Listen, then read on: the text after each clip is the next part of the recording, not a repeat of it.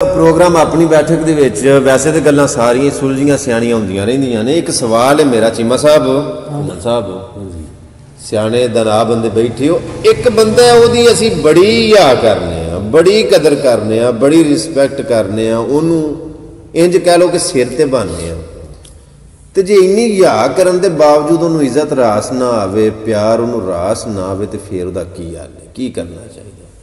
मतलब असं वो पिछे पिछे आओ, अगे अगे वो नखरे वाए, तो की करना चाहिए? उन्हें छड़ देना चाहिए, उन्हें छड़ देना चाहिए।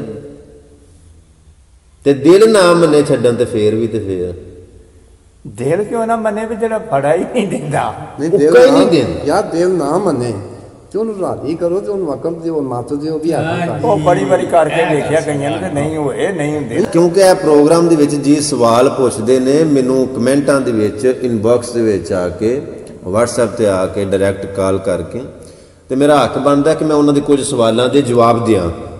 जिमें अगे मैं तुहाडे कोलों पुछया भी कनक, सवाल किसी ने पूछया मैनू भी कनक नूं अगर ढोरा सुसरी लग जाए तो उसदा की हल है, तो बजुर्गां चीमा साहब ने दस्सिया भी उहदे विच अक दे पत्ते रखो या दरेक दे पत्ते, ते ओनूं ढोरा सुसरी नहीं लगन लगा।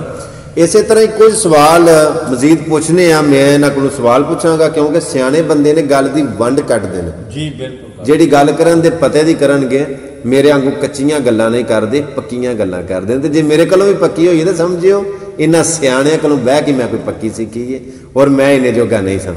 अच्छा, असल प्रीत और ना गल असल ये वे नाराजगियां हो जांदियां ने, पिछा पिछा भी होए वो जिन्हां दी असल प्रीत हुंदी ओह गिला नहीं एक दूजे दा फिर करदे, आप अपनी घरी बह जांदे, आप अपनी घरी बह जाना, चलो अगे ते जिहड़ी गल हो गई वो गिला नहीं एक दूजे दा करदे, ते जिहड़े करदे ने ना उन्हां दी प्रीत नहीं हुंदी, उन्हां दी प्रीत नहीं हुंदी। आ करदे वेखे ने, मैं सुनिया ने थोड़े डंगा विच पे गल्लां फलाना भी करदे आ, मैं नहीं कीती, अपने घर भी बह गए। वाह वाह वाह, असल गल ये वे घर बह जाओ, फिर उन्हां दा गिला ना करो।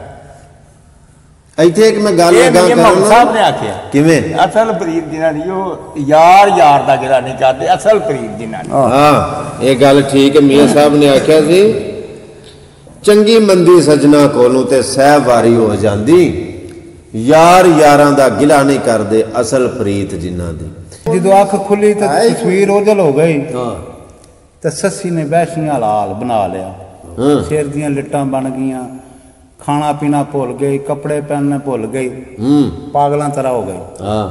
हुण सस्सी दी मां धोबन जिहड़ी ने बड़े बड़े हकीम बुलाए कि वेखो इनू की वजह है, कि कोई दिन ते दिमाग फिर गया, पागल हो गई है, इनू किहड़ी बीमारी लगी है।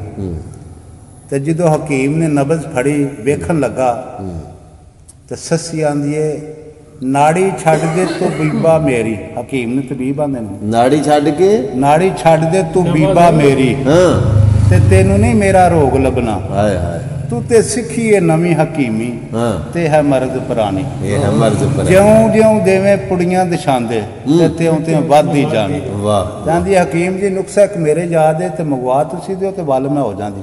बे सस्सी ओ केड़ा उत्ते फिर आंदी है, जे तू इश्क दे मरीज नू बचाना तां बीबा मेरा यार सद ले, बिना यार दे आराम नहीं आउणा, तो बीबा मेरा यार सद ले, यार जेड़ी तकलीफ होवे जवाब मिले ते मेरा सारियां दा सिरे दा ही होई गल। क्या बात, मेरा यार जो किसी दा आशिक होवे गल उसे दी करदा है, दसो मगर बहाने कर के मरने ही ओदे। वाह वाह वाह। अच्छा जी, प्रोग्राम अपनी बैठक प्रोग्राम वेखण वाले नूं असीं दसने कि इत्थे गाउण वाले नहीं बैठे, ना ही पेशावर लोग ने।